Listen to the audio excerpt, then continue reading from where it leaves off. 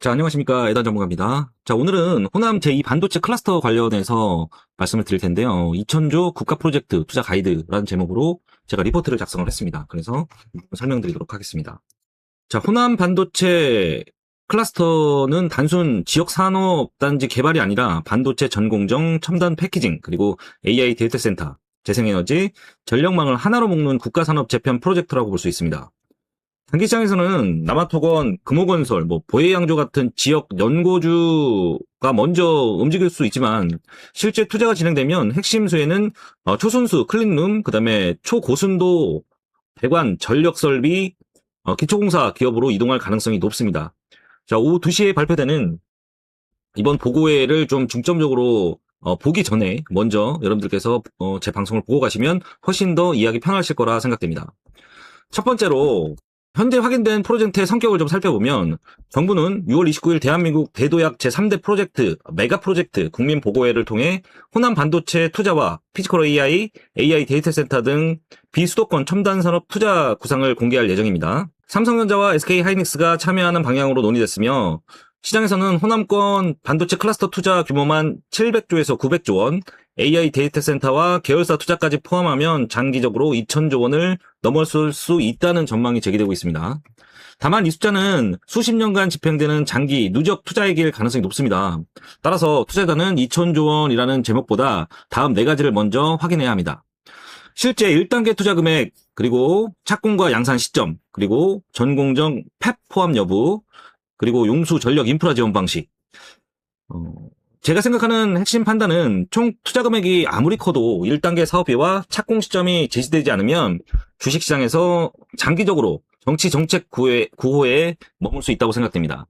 반대로 1단계 팹 규모, 착공 연도, 정부 인프라 지원금이 구체적으로 제시되면 단기 지역 테마에서 중장기 산업 수혜 테마로 성격이 바뀌게 됩니다. 자, 그러면 두 번째로 프로젝트는 네 가지 축으로 구성될 가능성이 높습니다. 반도체 전공정 팹, 첫 번째죠. 웨이퍼의 회로를 형성하는 핵심 생산 시설입니다. 막대한 전력 초순수, 가스, 화학약품 공급이 필요하고요. 첨단 클린룸과 초고순도 배관이 필수입니다. 장비, 소재 투자 규모가 가장 큰 구간이라고 볼 수 있습니다. 전공정 팹이 실제 포함된다면 호남 반도체 클러스터의 산업적 의미는 크게 달라집니다. 단순 패키징 공장이 아니라 삼성전자와 SK 하이닉스의 새로운 메모리 생산 거점이 만들어지는 것이기 때문이죠.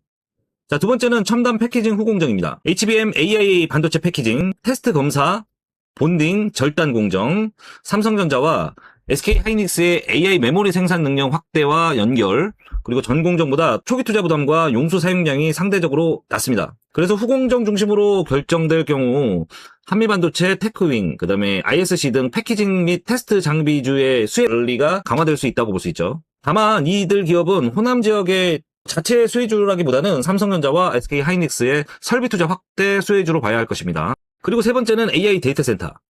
해남 솔라시도에서는 국가 AI 컴퓨팅 센터가 추진되고 있죠.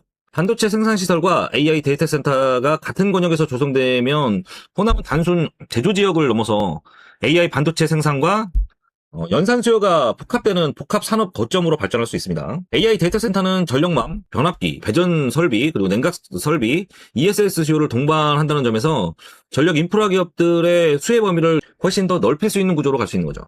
네 번째는 그린 RE100 전력망 구조인데요.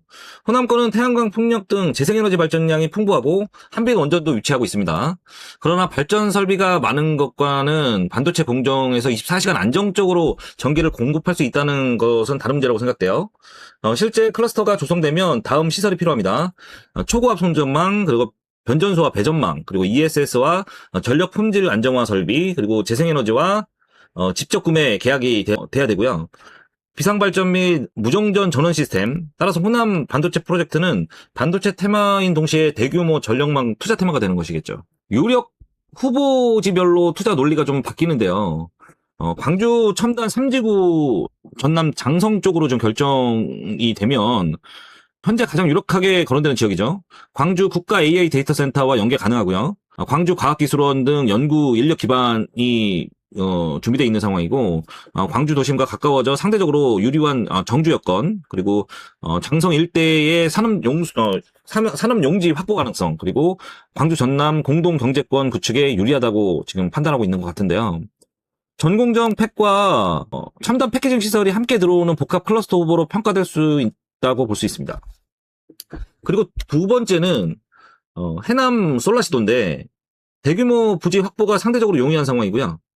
태양광 등 재생에너지가 직접 공급 가능하고요. 국가 AI 컴퓨팅 센터와 연계돼 있고 AI 데이터 센터, 에너지 중심의 거점으로 적합하다고 보고 있습니다. 다만 반도체 팹을 건설하기 위해서는 전문 인력이 확보돼야 하고 교통, 주거, 용수, 공급망 측면에서 좀 추가적으로 좀 투자가 필요한 상황이기 때문에 이 점이 조금 약세로 보이고 있죠. 입지별 차이는 광주 장성은 반도체 생산과 연구개발 중심, 그리고 해남은 AI 데이터 센터와 재생에너지 중심의 분업 구조가 만들어질 가능성이 있다고 볼 수 있습니다. 메가특구 특별법이 지금 중요하게 얘기가 되고 있는데 정부는 메가특구 특별법을 연내 제정하고 지정된 지역에서 규제, 재정, 금융, 세제, 인재, 인프라 창업을 묶은 통합 지원 패키지를 제공하는 방안을 추진하고 있습니다. 예상되는 지원 수단은 다음과 같습니다. 대규모 투자외 특별법 보조금, 그리고 정책금융 우대금리, 국민성장펀드, 지역성장펀드 투자, 통합투자 고용 R&D 세액공제, 그리고 인허가와 환경영향평가 절차 단축, 산업용수 전력 도로 건축 구축 지원, 그리고 대학, 연구기관 연계 인력 양성 등이 있겠죠. 메가특구 특별법이 실제 제정되면 정권 변화에도 장기 프로젝트를 이어갈 수 있는 법적 기반이 만들어지는 겁니다. 반대로 특별법 통과가 지연되면 정부 지원 범위가 축소되는 경우에도 기업들의 투자 집행 속도는 역시 늦어질 수밖에 없겠죠. 그래서 중요하다고 좀 보고 있습니다. 그래서 지금 프로젝트의 3대 현실적인 관전 포인트를 좀 살펴보면 첫 번째는 실탄 확보겠죠. 삼성전자와 SK하이닉스가 막대한 현금을 보유하고 있더라도 700조에서 2000조 규모의 투자를 자체 자금만으로는 집행하기는 어렵다고 볼 수 있습니다. 그래서 실제 재원은 다음 구조로 마련될 가능성이 높습니다. 기업의 영업 현금 흐름, 그리고 회사채와 금융기관 차입, 그리고 정책금융, 정부의 산업단지 기반 시설 지원이죠. 그리고 세액공제와 보조금, 그리고 민간 합동펀드가 되겠죠. 중요한 것은 전체 투자 금액이 아니라 기업이 직접 부담하는 금액과 정부 인프라에 투자하는 금액을 구분하는 것이 중요하다고 생각됩니다. 두 번째 어들은 전력 용수 인재입니다. 반도체 팹은 하루 수십만 톤 규모의 공업 용수와 고품질 초순수가 필요할 수 있습니다. 그래서 단 한 번의 순간 정전이나 전압 변동도 생산 손실로 이어질 수 있어 안정적인 전력망이 필수죠. 자, TSS 같은 경우는 국가 산업으로 지금 발전했기 때문에 주민들한테 물 안 줘도 반도체 공장에 물을 줍니다. 만약에 가뭄이 되면. 그래서 호남권이 해결해야 될 핵심 과제는 다음과 같습니다. 영산강, 섬진강 수계 장기 수용 공급 능력, 그리고 폐수 재이용과 초순수 생산시설, 그리고 신규 변전소와 송전망, 그리고 재생에너지 변동성 보완, 그리고 수도권 핵심 인력의 이전, 그리고 주거, 교육, 교통 등 정주 여건 등을 개선을 해야 되겠죠. 자, 세 번째 어들은 용인 클러스터와 호남 클러스터 투자가 동시에 진행되면 자금, 장비, 인력, 건설 인력이 겹칠 수 있습니다. 따라서 발표에서 반드시 확인해야 할 내용은 다음과 같습니다. 부지 지정 시점, 그리고 토지 보상 및 산단 조성 기간, 그리고 1단계 팹 착공 시기, 그리고 장비 반입 시기, 시험 생산과 양산 시기, 그리고 용인 투자 계획과 관계, 그리고 이것들을 봐야 되고요. 반도체 팹은 착공 이후에도 양산까지 수년이 필요합니다. 부지 조성과 전력 용수 인프라까지 고려하면 호남 클러스터는 10년 이상의 장기 프로젝트로 봐야 합니다. 그러면 이제 여기서는 이제 수혜주를 단계별로 좀 봐야 되겠죠. 수혜주는 투자 단계에 따라 좀 달라집니다. 자, 첫 번째는 1단계는 정책 발표와 입지 선정이겠죠. 2단계에서는 지역 연구조와 토지건설 테마조가 가장 빠르게 움직일 것으로 보이죠. 오늘도 남아토건, 금호건설 대부분 종목들이 움직였어요. 남한산업 등등.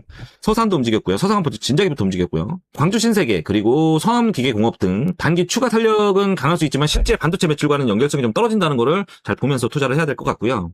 자, 2단계는 부지조성과 기초공사, 동양파일, 서산, 남아토건, 금호건설, 그 다음에 현대건설, DLNC, 삼성물산 등이 수혜주로 거론이 되고 있고 계속 물량이 쏟아지고 있는데 산업단지 조성과 지반공사 그리고 도로, 상수도, 팩 건축이 시작되는 구간이라고 볼 수 있습니다.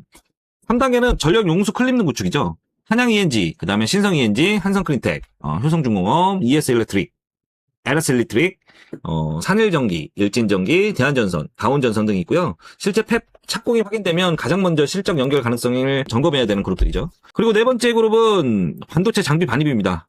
전공정 팩과 후공정 장비 중 어떤 시설이 들어오는지에 따라서 종목이 갈릴 수 있으니까 잘 체크해야 되고요. 자, 5단계는 소재 공급 양산입니다.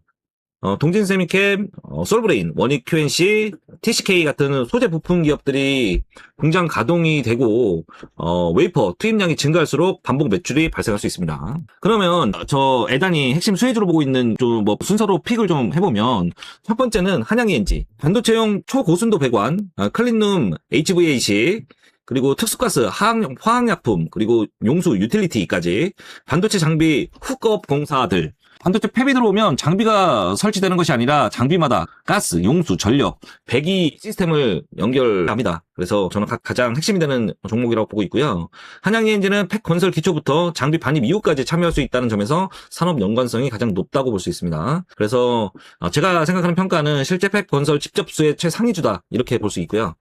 확인 조건은 삼성전자, SK 하이닉스 또는 주요 EPC사를 통한 유틸리티 수주를 확인해야 되겠죠. 그리고 애단피 순위 두 번째 한성 클린텍입니다. 반도체 초순수 생산 설비, 공업용수 전처리, 그리고 폐수 처리와 물 재사용, 설계 제작 그리고 시공 운영까지 호남 클러스터의 가장 큰 약점인 용수인 만큼 물 문제 해결이 구체화될수록 초순수와 폐수 제2용 기업이 가치가 부각될 수 있습니다. 특히 전공정 팩이 확정되면 후공정 공장보다 초순수 수요가 크게 늘어날 가능성이 있기 때문에 이거를 꼭 체크해야 되겠죠. 전공정 팹 확정이 이 종목의 킥이라고 볼 수 있습니다. 그래서 저는 애단픽에서는 호남 클러스터의 핵심 병목 해결주다 이렇게 볼 수 있고요. 확인 조건은 팹 규모와 하루 용수 사용량 그리고 제2용 시설 계획 등을 살펴봐야 되겠죠. 자, 세 번째는 신성 ENG, 반도체 클린룸, FFU하고 EFU, 온도, 습도, 미세먼지 제어, 그리고 클린룸 설계와 구축. 전공정과 후공정 모두 클린룸이 필요합니다. 따라서 공정 구성이 확인되지 않더라도 반도체 생산 설비가 들어온다면 실제 자체 수혜 논리를 만들 수 있겠죠. 그래서 제가 생각할 때는 전공정, 후공정 통합 수혜주로 좀 보고 있습니다. 클린룸 발주 및 시공사 선정 부분들을 잘 살펴봐야 되겠죠. 네 번째는 효성중공업, 초과압 배전 변압기, 차단기와 배전판, 그리고 변전소 구축, ESS, 전력망 안정화, 이 부분이 가장 핵심이죠. 호남권은 발전량보다 전기를 안정적으로 전달하고 제어할 송배전망의 부족한 점이 핵심 과제인데요. 반도체 팩과 AI 데이터 센터 동시에 건설되면 변전소, 변압기, 그리고 전력 부품 안정화 수요가 크게 늘 수 있다는 점이죠. 그래서 저는 제가 생각하는 평가는 클러스터 외부 전력망 핵심 수혜 후보로 좀 보고 있습니다. 특징을 보면 호남 테마와 별개로 글로벌 전력기기 슈퍼사이클 수혜까지 같이 볼 수 있는 종목이겠죠. 자, 다섯 번째는 LS 일렉트릭, 배전판 차단기, 그 다음에 공장 전력 관리 시스템, PLC 인버터 공장 자동화, 마이크로 그리드와 스마트 에너지 관리 부분이겠죠. LS 일렉트릭은 공장 외부 송배전망뿐만 아니라 팹 내부 배전과 자동화까지 연결할 수 있다는 점이 강점입니다. 그래서 제가 생각할 때는 전력과 스마트 팩토리의 복합 수혜주로 보고 있고요. 이걸 확인하는 조건은 공장 내부 배전 자동화 발주 흐름을 봐야 될 것으로 보입니다. 자, 여섯 번째는 동양 파일이죠. 대형 공장 집안 보강용 PHC 파일, 그리고 산업단지와 팩 건물 기초공사, 그리고 익산 생산 거점을 통한 호남권 접근성이 대두되고 있죠. 동양파일은 첨단 장비주는 아니지만 팹 착공 초기 실질 수요가 가장 먼저 발생할 수 있는 기업이라고 볼 수 있고요. 제가 평가하는 것은 착공 초기 수혜 가능성이 높은 기초 자재주라고 볼 수 있습니다. 그래서 뭐 리스크는 현장별 입찰 결과에 따라 실제 공급 업체가 달라질 수 있다 이렇게 볼 수 있겠죠. 공정 확정 이후 봐야 할 조건부 수혜주는 전공정 확정 시 원익 IPS 증착 열처리 장비, 그리고 KC텍, CMP 세정 장비와 슬러리, 그리고 유진테크 반도체 증착 시설, 주성 엔지니어링이 증착 장비, 그리고 PSK가 감액 제거 장비, 그리고 유니셈 GST가 스크러버 칠러, 그 다음에 LOT 베큐미 진공 펌프, 그 다음에 동진 세미캠이 포토레지스터와 화학 소재, 그리고 솔브레인이 반도체용 고순도 화학 소재, 그리고 TSK가 쿼즈와 SIC 부품을 보고 있습니다. 전공정수의 핵심주는 장비 발주뿐만 아니라 공장 자동 후 반복적으로 소비되는 소재와 부품 매출을 잘 확인해야 되겠죠. 그리고 첨단 패키징 확정 시에는 한미반도체가 HBM TC 본더, 그리고 테크윙이 메모리 테스트 핸들러, 그리고 ISC가 반도체 테스트 소켓, TSE가 프로브 카드 테스트 인터페이스, 그리고 리노버비 테스트 핀하고 소켓, 그리고 두산 테스나가 반도체 테스트, 그리고 네페사크하고 SFA 반도체가 후공정 테스트, 이 부분인데요. 한미반도체와 테크잉은 대표적인 AI 인프라 장비주지만 호남 공정에 대한 장비 공급 계약이 확인되기 전까지는 직접 수혜 확정주가 아니니까 설비 투자 확대 후보군으로 지금 봐야 됩니다. 자, 이건 잠깐 보시고, 단기 지역 테마주를 좀 구분해 보면 지역 개발과 건설 기대 쪽에서는 남아토건하고 금호건설 그리고 서산, 지역 기반의 건설 및 건자재 사업이라는 점에서 최소한의 사업 논리를 갖고 있기 때문이죠. 그러나 실제 팹 공정 공사와 첨단 시설 시공은 경험이 있는 대형 EPC와 전문 업체가 담당할 가능성이 높습니다. 그래서 제가 생각할 때는 현재 삼성 같은 경우는 평택에서 계속 움직였던 기업들이 움직이지 않을까, 그것도 좀 고려해 봐야 되겠죠. 그리고 지역 연구 중심의 광주 신세계, 그리고 보혜양조, 그다음에 남아산업, 서암기계공업, 금호전기, 그다음에 금호타이어, 그다음에 일신방직, 이들 종목은 지역 내 사업장, 토지, 소비 증가, 향토 개별이라는 이유로 테마에 편입될 수 있다고 볼 수 있겠죠. 반도체 생산이나 팹 건설과 직접 연결되지 않는 종목이 많기 때문에 실제 수주가 없는 상태에서 급등하면 재료 소멸로 급락할 가능성도 계속해서 보셔야 됩니다. 등급별로 보면 이렇게 지금 보시면 돼요. 이렇게 확인을 한번 해보시고요.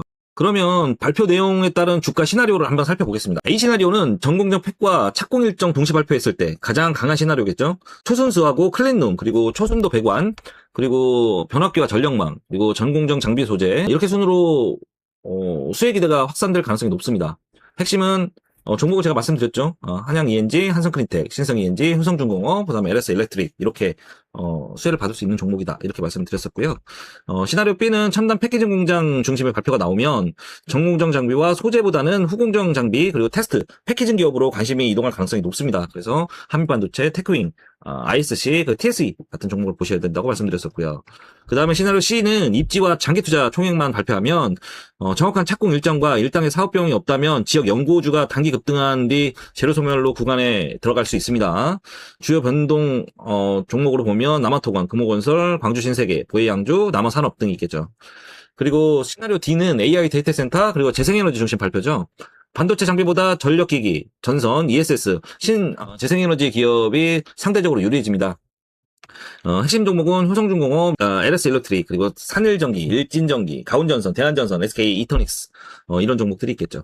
자, 공식 발표 전에 꼭 확인해야 할 10가지를 제가 좀 말씀드리면, 삼성전자와 SK 하이닉스가 각각 어느 지역에 투자를 하는가, 그리고 광주 첨단 3지구, 장성, 해남 등 확정 부지가 어디인가, 그리고 전공정 팹인가 아니면 패키징 공장인가, 그리고 첫 단계 투자 금액은 얼마가 될지, 그리고 착공과 양산 목표 연도는 언제인가, 그리고 공장수와 단계별 증설 계획은 무엇인가, 그리고 산업용수와 초순수는 어디서 확보할 것인가, 신규 통전망과 변전선은 누가 담는가, 정부의 국비, 보조금, 정책금융 규모는 얼마인가, 그리고 기존 용인 클러스터 계획에 변화가 있는가, 이 부분을 좀 잘 살펴봐야 될 것 같습니다. 그래서 내린 결론은 그래요. 호남 반도체 메가 클러스터는 단순한 삼성전자와 SK 하이닉스 공장 이전을 지방에 하나 더 짓는 사업이 아닙니다. 반도체 생산 시설과 AI 데이터 센터, 그리고 재생에너지, 전력망, 물 인프라, 그리고 주거와 교통까지 함께 구축해야 하는 국가 단위 산업 재편 프로젝트라고 보시면 될 것 같고요. 시장은 처음에는 호남의 땅과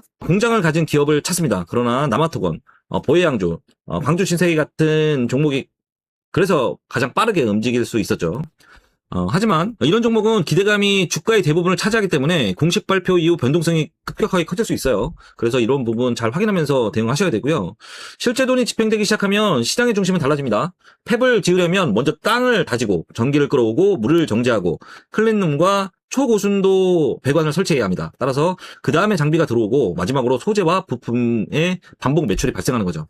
따라서 에단픽의 핵심은 단순 지역 연고가 아니라 한양 ENG의 초고순도 유틸리티, 그다음에 한성 클린텍의 초순수, 그리고 신성 ENG의 클린룸, 그리고 효성중공업과 LS 일렉트릭의 전력 인프라, 이렇게 보고 있는 거죠. 자, 이번 발표에서 가장 중요한 숫자는 2,000조가 아닙니다. 진짜 확인해야 할 숫자는 1단계 투자 금액, 그리고 첫 번째 팹의 수, 그리고 착공 연도, 그리고 하루 용수 사용량, 필요한 전력량 등이 있습니다. 이 5가지 구체적인 내용이 제시되면 호남 반도체 프로젝트는 정치 테마를 넘어서 실제 산업투자 사이클로 전환될 수 있다 생각됩니다. 자, 지금까지 메가 클러스터 관련해서 제가 설명을 드렸고요. 2시에 발표되는 내용 보고 제가 또 리포트 작성해서 영상으로도 올려드리도록 하겠습니다. 지금까지 잘 들어주셔서 감사합니다. 지금까지 애단이었습니다. 감사합니다.